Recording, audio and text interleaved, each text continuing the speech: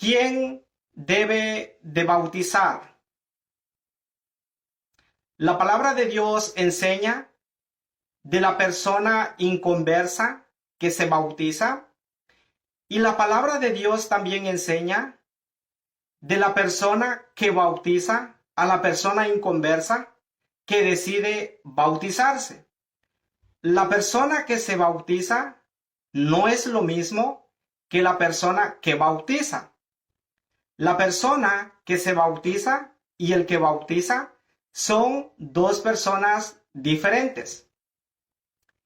¿Quién debe bautizar a una persona inconversa que decide bautizarse?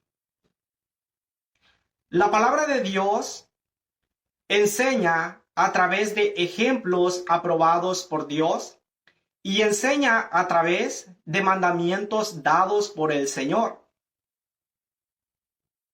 La palabra de Dios enseña a través de ejemplo quién debe de bautizar a la persona inconversa que decide bautizarse.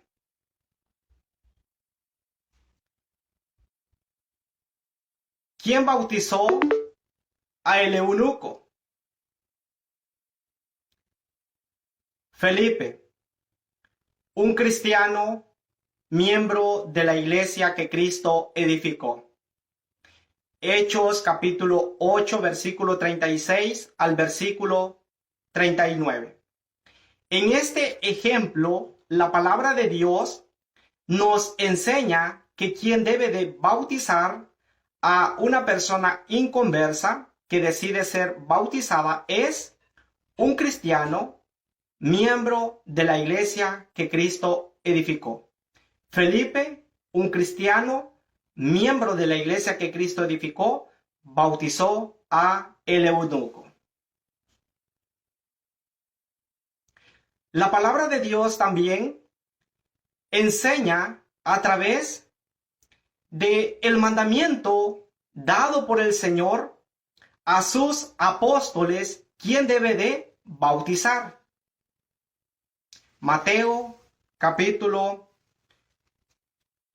28, versículo 19, la palabra de Dios dice así: Por tanto, id y haced discípulos a todas las naciones, bautizándolos en el nombre del Padre, del Hijo y del Espíritu Santo.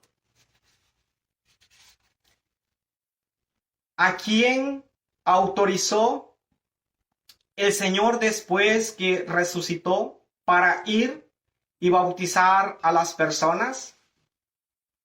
A los apóstoles. A los apóstoles, miembros de la iglesia que Cristo edificó. Cristianos, miembros de la iglesia que Cristo edificó. En el primer siglo, la palabra de Dios nos enseña de la existencia únicamente de cristianos.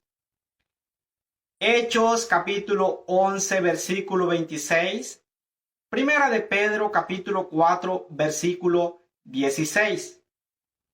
La palabra de Dios no enseña de la existencia en el primer siglo de cristianos católicos ni de cristianos evangélicos. En el primer siglo no existían católicos ni evangélicos. En el primer siglo, la palabra de Dios enseña únicamente de cristianos, y no de cristianos católicos y no de cristianos evangélicos, únicamente de cristianos.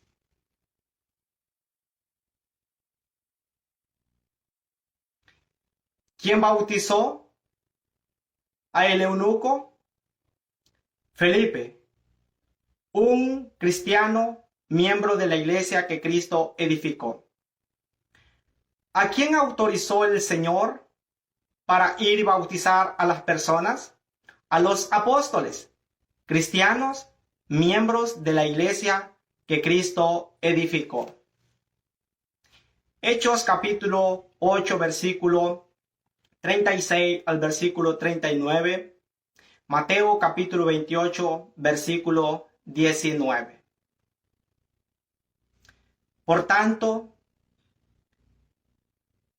el Señor no autoriza que un individuo que no es realmente cristiano y que no es realmente miembro de la iglesia que Cristo edificó, el Señor no autoriza que dicho individuo